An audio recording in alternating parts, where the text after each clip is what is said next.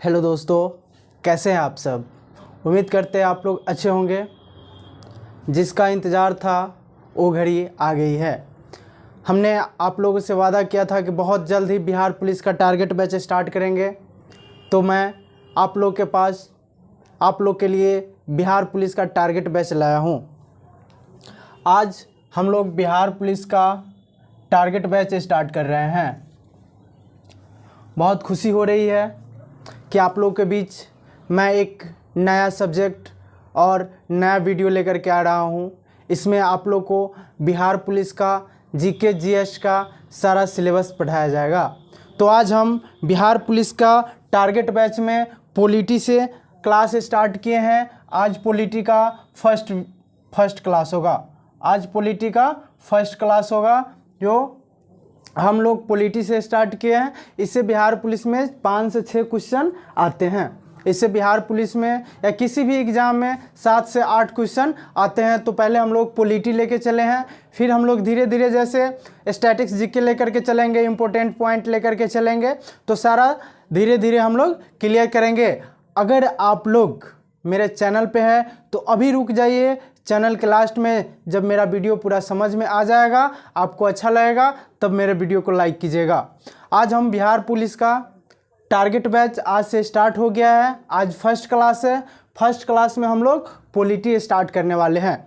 तो चलिए बिना समय गंवाए हुए पॉलिटी स्टार्ट करते हैं। एक नया जुनून के साथ और एक नई एनर्जी के साथ पढ़ाई करते हैं। और टारगेट रहे अब की बार वर्दी पार, मतलब अब की वर्दी ले लेना है। तो अब की वर्दी को छोड़ना नहीं है, अब की वर्दी ले लेना है। तो आज हम लोग बिहार पुलिस टारगेट बैच अब की बार वर्दी पार, अब की बार वर्दी पहन लेना है। तो चलिए आज हम लोग पॉलिटी क्लास स्टार्ट कर रहे हैं। बिहार पुलिस का टारगेट बैच का ये पहला क्लास है जिसमें हम लोग पॉलिटी स्टार्ट करें। पॉलिटी के बाद फिर हम लोग देखेंगे, उस हिसाब से नया सब्जेक्ट स्टार्ट करेंगे। तो चलिए स्टार्ट करते हैं। चलिए पॉलिटी मतलब राज्य व्यवस्था। पॉलिटी मतलब क्या होता है? राज्य व्यवस्था। हमारा राज्य व्यवस्था कैसा है, कहाँ है, कैसे हैं, सब कुछ हम यहाँ पे पढ़ेंगे। चलिए, जैसा कि हम जानते हैं कि भारत एक ब्रिटिश उपनिवेश था। जैसा कि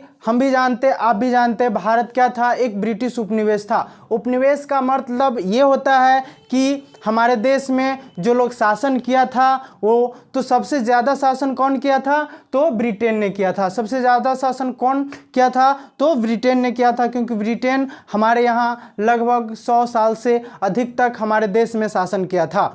तो हमारे देश में, तो जैसा कि हम जानते हैं कि भारत एक ब्रिटिश उपनिवेश था। भारत में पहले ब्रिटिश का अधिकार था। ब्रिटिश लगभग हमारे देश पे 100 साल के करीब हमारे देश पे शासन किया था।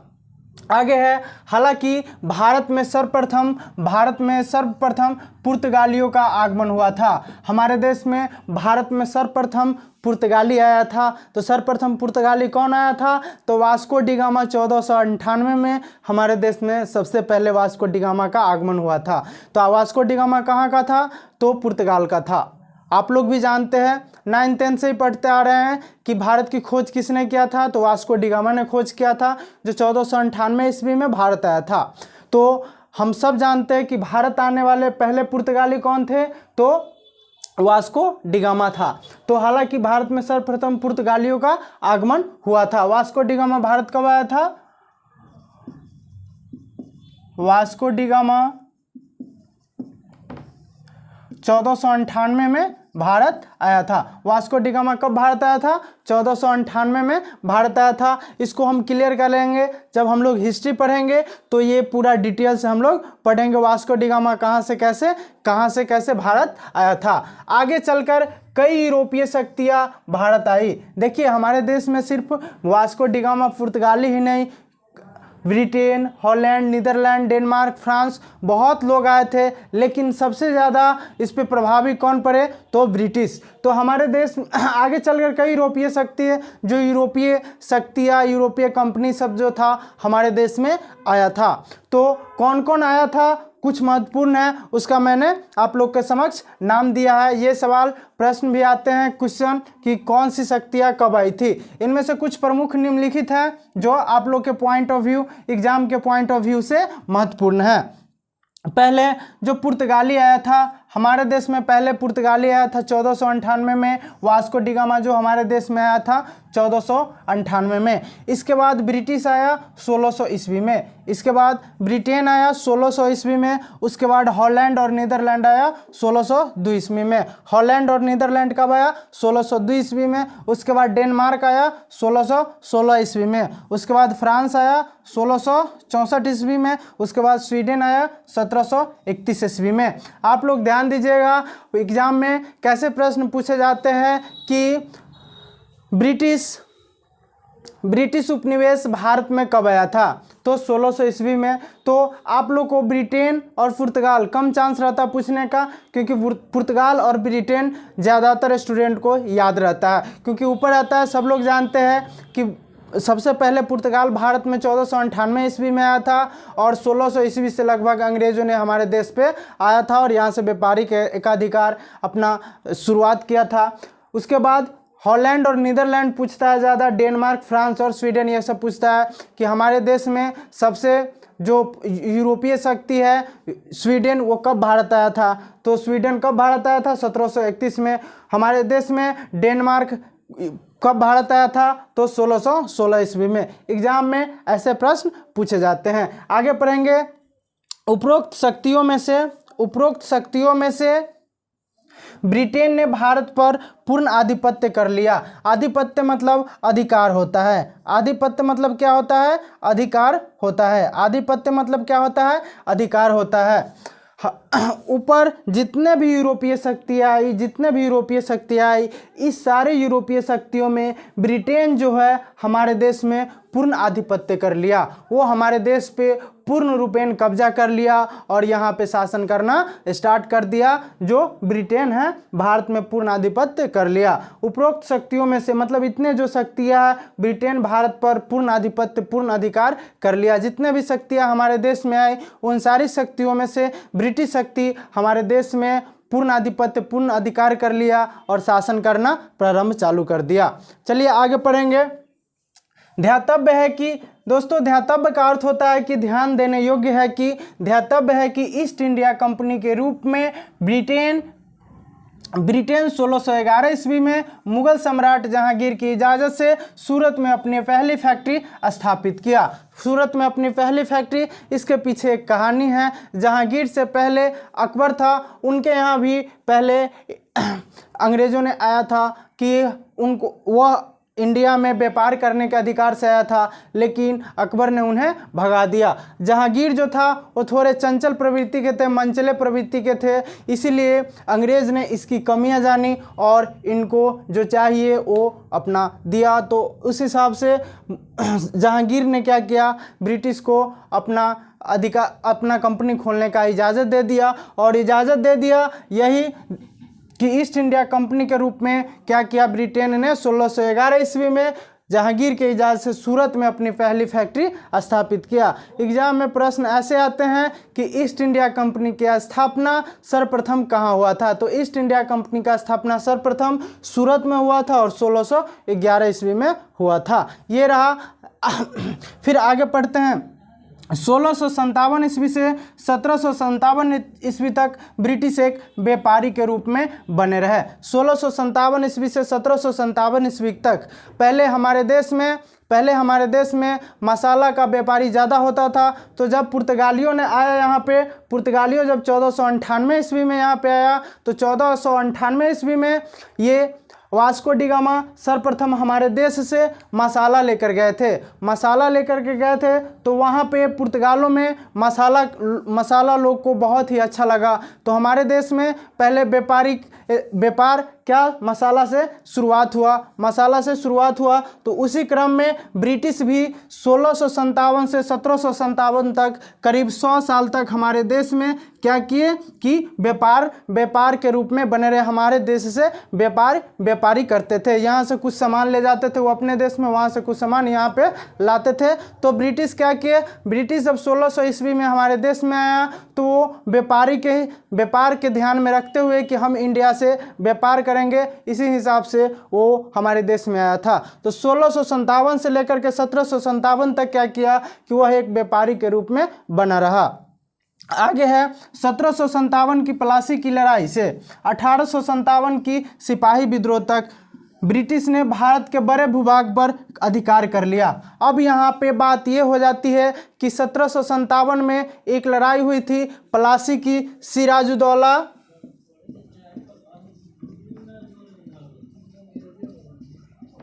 सिराजुद्दौला और अंग्रेजों के बीच, सिराजुद्दौला और अंग्रेजों के बीच 1757 में प्लासी की लड़ाई हुई थी। इसमें कहा जाता है कि सिराजुद्दौला ने ब्रिटिश के लगभग 218 व्यक्तियों को एक काल कोठरी में बंद कर दिया था। 2 दिन बाद खोलने पे सिर्फ उसमें से कुछ ही लोग बचे हुए थे, बाकी सब मर गए थे। इसी के कारण 1757 में सिराजुद्दौला और अंग्रेज़ों के बीच प्लासी की लड़ाई हुई थी। यहाँ से जब सिराजुद्दौला और अंग्रेज़ों के बीच प्लासी की लड़ाई हुई, इसके बाद अंग्रेज़ों ने क्या किया कि भारत पे अधिकार करना और वहाँ से हड़पना स्टार्ट कर दिया। तो 1757 ईस्वी तक अंग्रेज़ों ने हमारे देश के बड़े भूभाग पर अधिकार कर लिया।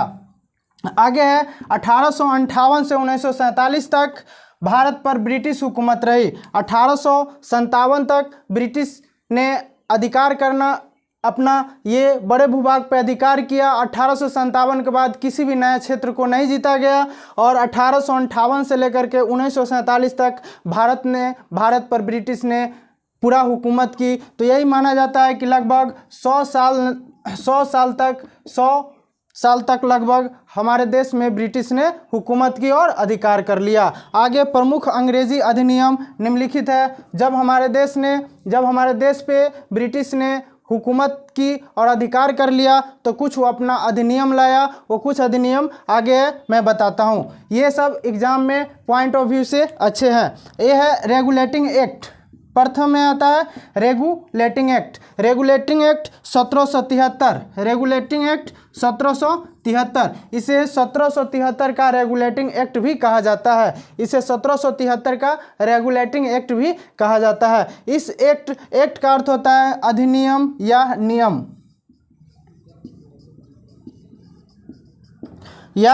रेगुलेटिंग एक्ट 1773, या इसको ऐसे भी बोल सकते हैं 1773 का रेगुलेटिंग एक्ट। इस एक्ट के तहत मद्रास तथा बम्बई को बंगाल प्रेसिडेंसी में मिला दिया गया। देखिए, मद्रास और बम्बई में और बंगाल में 3 जगह ईस्ट इंडिया कंपनी का जो फैक्ट्री चल रहा था, तो क्या किया, मद्रास तथा बम्बई को बंगाल प्रेसिडेंसी में मिला दिया गया। मद्रास तथा बम्बई को बंगाल प्रेसिडेंसी में मिला दिया गया और बंगाल के गवर्नर को गवर्नर जनरल कहा जाने लगा। यहाँ पे मद्रास में एक गवर्नर था, बम्बई में एक गवर्नर था और बंगाल में एक गवर्नर था। तो इन दोनों को बंगाल के अधीन कर दिया गया और यहाँ पे एक मद्रास और बम्बई में गवर्नर था, तो इन दोनों को बंगाल के गवर्नर जनरल के अधीन कर दिया गया, इसके अंडर कर दिया गया। तो बंगाल के गवर्नर के अधीन, तो ये बंगाल के गवर्नर को गवर्नर जनरल कहा जाने लगा। आगे है कलकत्ता में सर्वोच्च न्यायालय की स्थापना की गई, जो 1773 में रेगुलेटिंग एक्ट के तहत किया गया। 1773 में कलकत्ता में सर्वोच्च न्यायालय की स्थापना किया गया। यह स्थापना 1774 में किया गया। एग्जाम में ऐसे आते हैं कि कलकत्ता में सर्वोच्च न्यायालय की स्थापना किस एक्ट के तहत किया गया, तो 1773 का रेगुलेटिंग एक्ट। अगर एग्जाम में ऐसे आए कि कलकत्ता में सर्वोच्च न्यायालय की स्थापना किस वर्ष किया गया, तो सर्वोच्च न्यायालय की स्थापना 1774 में किया गया। प्रश्न ऐसे आते हैं कि बंगाल के गवर्नर को गवर्नर जनरल किस एक्ट के तहत कहा जाने लगा, तो बंगाल के गवर्नर को गवर्नर जनरल रेगुलेटिंग एक्ट 1773 के तहत कहा जाने लगा। उम्मीद करते हैं आप लोग ये समझ गए होइएगा। तो आप लोग यहाँ से स्क्रीनशॉट ले लीजिए, फिर हम लोग आगे बढ़ेंगे। फिर यहाँ से आप लोग नोट्स बना लीजिए। पहली बात कि हमारे पास आप लोग को PDF प्रोवाइड करने का कोई सुविधा नहीं है, तो आप लोग को यहाँ से नोट्स तैयार करना पड़ेगा। तो आप लोग यहाँ से स्क्रीनशॉट ले लीजिए, हम आगे बढ़ेंगे। चलिए स्क्रीनशॉट ले लीजिए, आगे बढ़ेंगे। चलिए आगे बढ़ते हैं। चलिए, रेगुलेटिंग एक्ट हो गया ख़त्म। अब अगला है पिट्स इंडिया एक्ट 1784। अगला है पिट्स इंडिया एक्ट 1784। इसमें क्या किया गया क्या कि रेगुलेटिंग एक्ट के कमियों को दूर किया गया। पिट्स इंडिया एक्ट इसलिए लाया गया क्योंकि इसमें जो रेगुलेटिंग एक्ट की जितनी भी कमियां थी उस सारे कमियां को पिट्स इंडिया एक्ट में दूर किया गया। पिट्स इंडिया एक्ट में दूर किया गया क्या, रेगुलेटिंग एक्ट की खामियों को दूर किया गया और कंपनी के कर्मचारियों को उपहार लेने पर प्रतिबंध लगा दिया गया। इसमें क्या किया कि कंपनी को जो रेगुलेटिंग एक्ट की कमियां थी उसको दूर किया गया और कंपनी के कर्मचारियों को उपहार लेने पे प्रतिबंध लगा दिया। मतलब कोई भी जो ईस्ट इंडिया कंपनी में जो कर्मचारी के तौर पे काम करते हैं उनको गिफ्ट या उपहार नहीं लेना है। क्यों नहीं लेना है? क्योंकि अगर आप गिफ्ट लेते हैं तो गिफ्ट कोई ज़्यादा मात्रा में, मतलब क्या कहते हैं, रिश्वत के अपेक्षा से ही ज़्यादा दे दे और उनके तरफ बढ़ जाए। इसलिए ब्रिटिश सरकार ने क्या किया कि कंपनी के जितने भी कर्मचारी हैं उस पर क्या किया कि गिफ्ट या उपहार लेने पे प्रतिबंध लगा दिया कि आप उपहार नहीं ले सकते हैं। तो पिट्स इंडिया एक्ट 1784 में क्या हुआ, रेगुलेटिंग एक्ट की कमियों को दूर किया गया और क्या किया, कंपनी के कर्मचारियों को उपहार लेने पे प्रतिबंध लगा दिया गया। आगे चार्टर एक्ट या राजलेख एक्ट 1813। चार्टर एक्ट राजलेख एक्ट में 1813 में क्या किया, भारतीयों की शिक्षा के लिए 1 लाख रुपये वार्षिक राशि की व्यवस्था किया गया। भारतीयों की शिक्षा के लिए 1 लाख रुपये वार्षिक राशि की व्यवस्था किया गया। ब्रिटिश सरकार ने कहा कि भारतीयों की शिक्षा के लिए हम 1 लाख रुपये वार्षिक राशि की खर्चा करेंगे। इसमें क्या क्या है कि भारतीयों की जितने भी भारतीय हैं वो पढ़ाई करना चाहते हैं तो उनकी शिक्षा के लिए हम 1 लाख रुपये वार्षिक राशि खर्च करने के लिए तैयार है। आगे कंपनी को भारत में चाय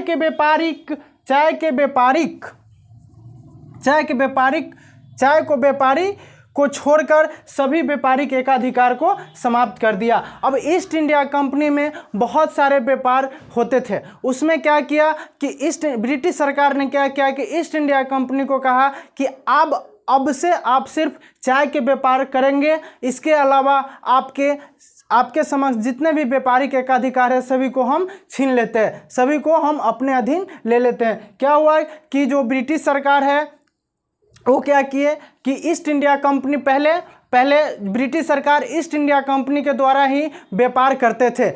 ईस्ट इंडिया कंपनी भारत से करते थे और ब्रिटिश सरकार ईस्ट इंडिया कंपनी से करते थे। तो अब क्या किया, 1813 में जो एक्ट लाया गया उसमें क्या किया गया कि कंपनी के जितने भी व्यापारिक एकाधिकार है सभी व्यापारिक एकाधिकार को ब्रिटिश सरकार ने ले लिया। बोला कि ईस्ट इंडिया कंपनी अब इस व्यापारिक एकाधिकार को नहीं चलाएगा, सिर्फ चाय का व्यापार ही ईस्ट इंडिया कंपनी के अधीन रहने दिया। तो कंपनी को भारत में चाय के व्यापारी को छोड़कर सभी व्यापारिक एकाधिकार को क्या कर दिया, समाप्त कर दिया गया। ईसाई मशीनरियों को भारत में धर्म प्रचार की इजाज़त दे दी गई। क्या किया गया, जब ईसाई धर्म ने अपना धर्म प्रचार करने के लिए भारत में आया तो उनको इजाज़त ब्रिटिश सरकार द्वारा दे दिया गया कि आप भारत में अपना धर्म का प्रसार कर सकते हैं। तो क्या ईसाई मिशनरियों को भारत धर्म प्रचार की इजाज़त है? प्रश्न ऐसे आते कि किस एक्ट के तहत, किस अधिनियम के तहत ईसाई धर्म को प्रचार करने के लिए इजाज़त दी गई थी? तो चार्टर एक्ट 1813।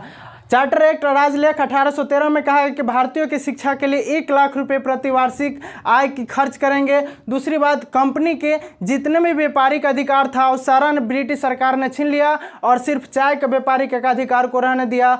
ब्रिटिश सरकार ने कहा ईस्ट इंडिया कंपनी से कि अब से आप सिर्फ चाय का व्यापारिक एकाधिकार ही संभालेंगे, बाकी सारा अधिकार छीन लिया। ईसाई मशीनरियों को भारत में धर्म प्रचार की इजाज़त दे दी गई। उसके बाद आया राजलेख चार्टर एक्ट 1833। राजलेख चार्टर एक्ट 1833 में कंपनी का भारत में चाय के व्यापारिक एकाधिकार को भी समाप्त कर दिया गया। अब क्या किया कि ब्रिटिश सरकार ने 1833 में 20 साल बाद ईस्ट इंडिया कंपनी से चाय के व्यापारिक एकाधिकार को भी छीन लिया। ईस्ट इंडिया कंपनी से ब्रिटिश सरकार ने क्या किया कि चाय का भी व्यापारिक एकाधिकार को छीन लिया। तो कंपनी के भारत में चाय के व्यापार को एकाधिकार को समाप्त कर दिया गया 1833 में, इससे 20 साल बाद। अब है राजलेख चार्टर एक्ट 1834। 1853। राजलेख चार्टर एक्ट 1853 में कहा गया कि कंपनी के कर्मचारियों के लिए प्रतियोगिता परीक्षा का आयोजन किया गया। कंपनी के कर्मचारियों को क्या किया, पहले क्या होता था कि ईस्ट इंडिया कंपनी में जितने भी कर्मचारी थे